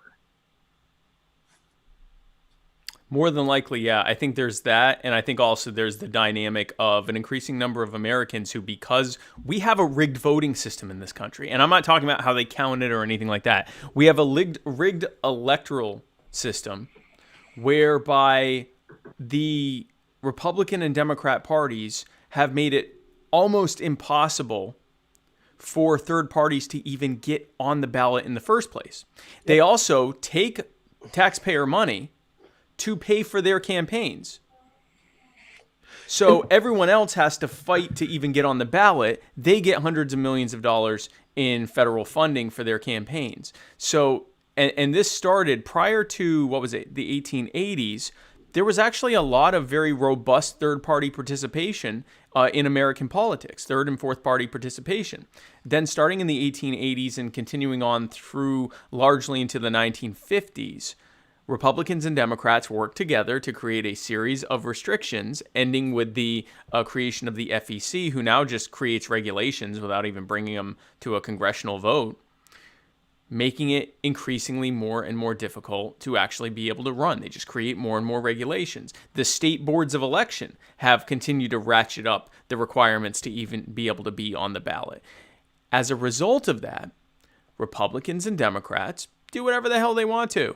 And they often are just working together. And an increasing number of Americans look at this system and go, oh, this is all just a rigged shell game. There's no reason for me to vote for either of these idiots because they're all just doing the bidding of their cronies and it doesn't really matter which side wins. So why bother voting? I get my Tuesday back. That's my theory as to why in this country that we have such a low participation of voter turnout, which is why I think that we need to be speaking in our messaging. We need to be speaking past people who typically vote Republican and Democrat.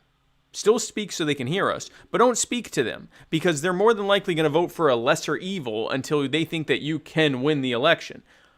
Why not instead talk to the people who already have gone the 80% of the way to saying, I'm not even going to vote for either one of these folks. And we just show them and go, yeah, you shouldn't vote for either one of them. Why don't you give us a chance? Here's what we think. These folks already know we don't have to do any of that. Oh, well, it's a vote thrown away, and I don't want one side to beat the other side. They don't have any of that. All we have to do is show them that our ideas are good. And if they go, okay, that's worth voting for, I think that that's a much better use of our time. And the means by which we can reach them in terms of like outreach costs a lot less because no one else is really competing for their votes. So instead of trying to go after these highly coveted swing voters who are really probably only going to vote Republican or Democrat, we can go after people that no one else is even trying to compete against. So we spend a fraction of the cost to go after people that already know it's a waste of time voting Republican or Democrat. That's what I say. Now, I believe that Chris War? Is that his name? Oh, gosh. 42069. Hold on. Sean War. I believe that Sean War has the lead at 420-69. 69. Now he says nope. No. Okay. All right. Okay. So that wasn't legit. Okay. He said it was legit, but I did call him Chris War, and there is a delay. Oh, so, Sean War. Okay, yeah. If Sean it War. Is, yeah. He's saying there you go. Okay. Yeah. Okay. So Sean War has the. Oh, but he doesn't know what he's bidding on. Okay, so you are bidding on a. That's pretty impressive that you're bidding $400 and something on something you don't know what it's for, and sticking to it. Here is what you are voting for. Here's what you are. Here's what you are bidding on. A signed Spike Cohen hat. It has been signed by both Matt Wright and myself. And I actually wore it briefly, too. So did I. 20, 30 minutes. We both briefly wore this and do not have lice or cooties. And it also has this embossed Muddied Waters Media logo on the back. So this is a custom one-of-a-kind hat. Or like that, yeah. And it has been signed by Muddied Waters Media as well. Or it looks like this. Got this one too. Yeah. So that is what you are bidding on. That is what you are currently bidding. There is only one of 400. These. Yeah, there is only one.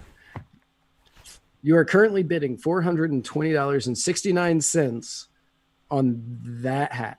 And you are currently the top bidder. But we are now, because we have finished all of our show notes, we now are doing, for the last few minutes of this show, we are continuing bidding until we close it out, unless no one else wants to make a bid, in which case 420.69 is the top getting vote. If anyone else... And all bids from here, like $10 increments, we gave the allowance for 420.69 because it's nice. But all other bids have to be of increments of $10 or more. Right. And he says the last auction we did. Yeah, he said he's good with it. So this Sean War is bidding on it. Sean War is good with it. $420.69 is the high bid right now. And we have a few minutes left. So if anybody out there anyone else wants to bid 430 or more, or more, then you can have this, because we did this last week when we had our first hat auction of this hat that I just got Tom Arnold's address, Tom, so this will be going to you. When we did this one, we didn't say that it had to be of $10 or more, and so we spent something like 30 minutes to increase it 60 cents because people were outbidding each other by 2 pennies, and Right. it was getting pretty bad. So this hat, this beautiful, beautiful Spike Cohen hat.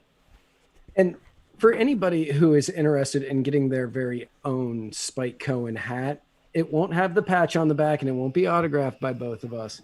But if you want your very own Spike Cohen hat, or perhaps you want your very own Muddied Waters hoodie, which is very comfortable, by the way, or if you're feeling COVID-y and you want your very own Muddied Waters mask, which people, the patches on these masks are hand sewn onto each mask by me, which means the stitch work is terrible, but it also will not fall off ever.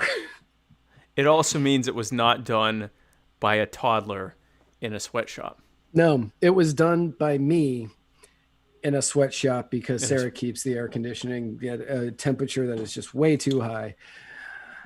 So you can find all of that at muddiedwatersmedia.com and hit the store button. Does she keep it because she doesn't want to spend too much money on AC? That was my joke when I first went over there, and I was like, "Why?" It's true, and she said, true. "No, I want to feel close to my ancestors," and she said it, not me. She's being close to her ancestors in that she's saving money on her electric bill. So, yes. So you're both right. Right. So if anybody is interested in any of the wide array of Muddied Waters merch, you can go to muddiedwatersmedia.com and hit the old store button on the far right. Boop. And we got some more stuff coming soon that's going to be on there. We've got, including Waffle House Caucus buttons that are going to be on there soon. Yep. And possibly some You Are the Power buttons. We got some other stuff that are coming up soon. We'll be letting people know about that. But okay, so I'm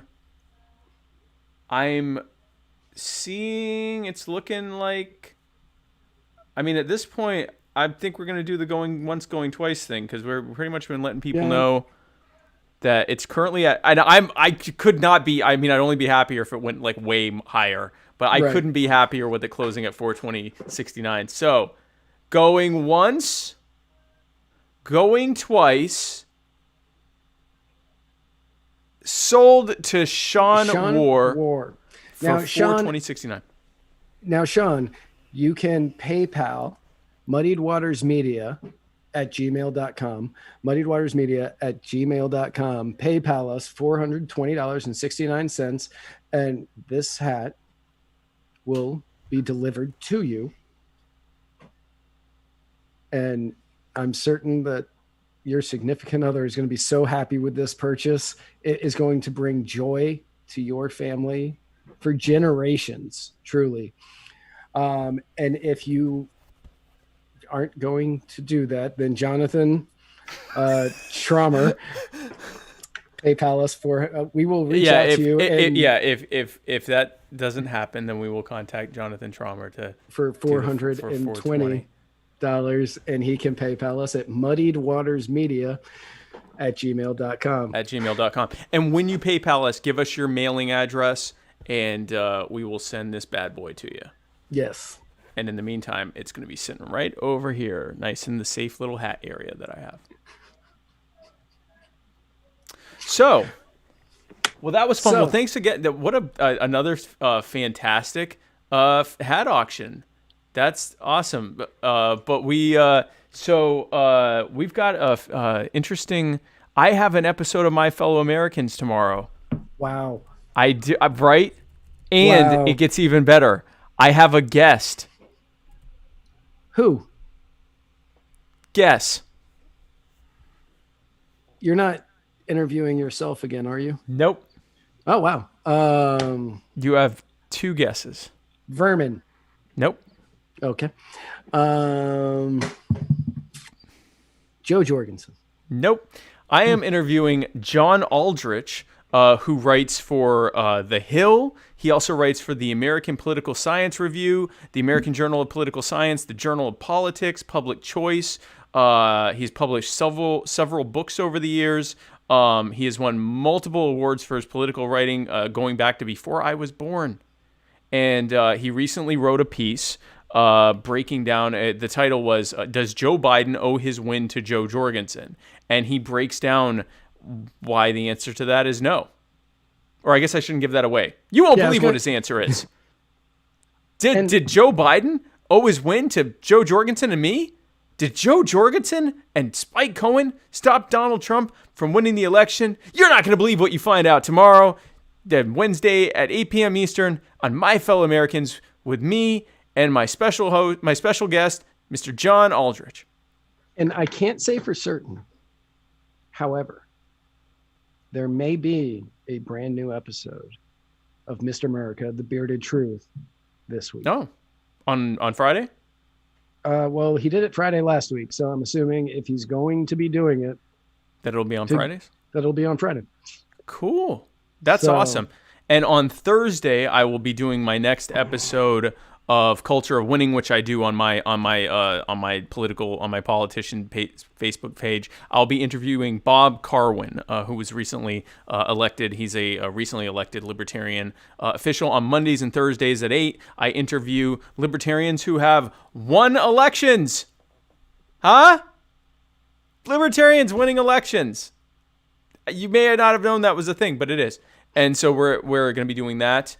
And then be sure to come back next week, next Tuesday, right here, starting at 8 Eastern, for the Muddy Waters of Freedom, where Matt Wright and I parse through the week's events like little winter wonder children.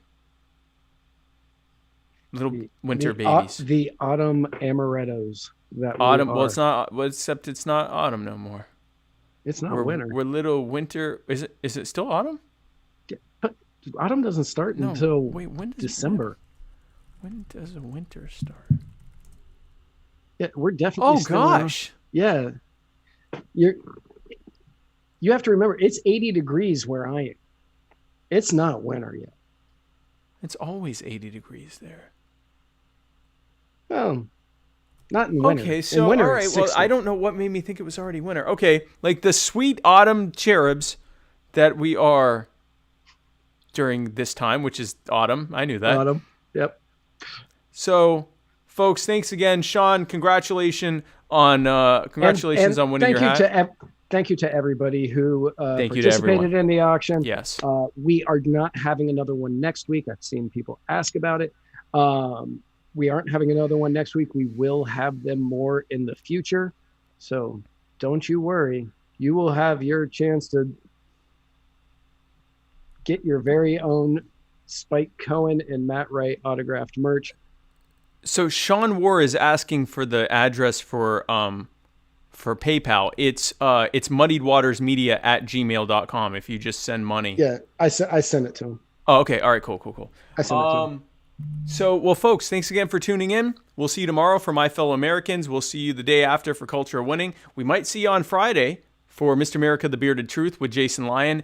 And then we'll see you again on Monday for the Culture of Winning. And then we'll see you on Tuesday for a special pre-Turkey Day episode of the Muddy Waters of Freedom. And folks, thanks again for tuning in. Have a great night. And where we're going, we don't need roads. As I mentioned, we are not prepared to give that number. The Biden crime family steal the election! The Biden crime family steal this election! Fraud. The media's covering it up! The media's covering it up! The Biden crime family steal this election! We want freedom for the world! You're stealing that! The Biden crime family steal this election! Fraud. The media's covering it up! The media's covering it up! The Biden crime family steal this election!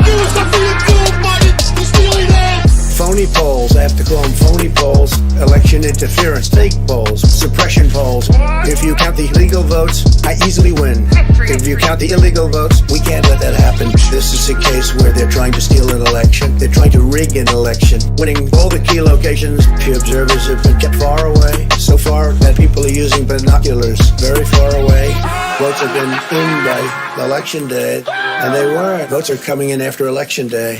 Votes have been in by election day, and they weren't. Votes should be in by election day. Somebody tried that was steal this election. Fraud. The media's covering up. The media's covering up. Somebody tried that was steal this election.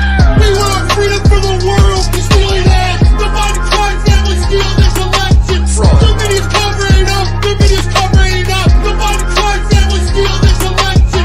You was not being told by it. You're stealing that. Wow! All the networks! Those mail-in ballots could have been for anybody. Will Smith's father voted here twice since he died. Walden, oh my goodness, kind of funny. But there was fraud. One of the things that does involve fraud is not making it possible to inspect. Gee, what happened? Come on, don't be ridiculous. All the networks thought Biden was going to win by 10%. Votes have been in by election day, and they weren't. Votes are coming in after election day. Votes have been in by election day, and they weren't. Votes should be in by election day. Somebody